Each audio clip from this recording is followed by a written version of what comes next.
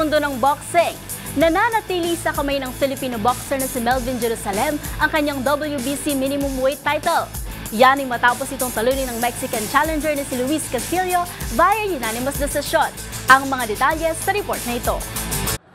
Pinatunayan ng Filipino boxer na si Melvin Jerusalem na nararapat lang itong tanghaling world champ matapos niyang mapagtagumpay ang depensahan ng WBC Minimum Weight Championship title. Tinalo ng 30-year-old boxer ang undefeated at ranked number 1 sa Mexico na si Luis Castillo via unanimous decision sa main event ng blow-by-blow show kagabi. Sa unang round, agad pinaulanan ng suntok ni Jerusalem ang kalaban at kanya itong napatumba. Ininda lang ito ni Castillo at patuloy pa ring lumaban hanggang matapos ang round.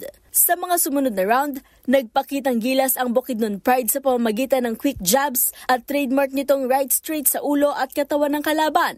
Dahilan para maipit at malimitahan ng Mexican challenger. Matapos ang 12 rounds of action, umangat sa 23 wins, 3 losses and 12 knockouts ang record ni Jerusalem.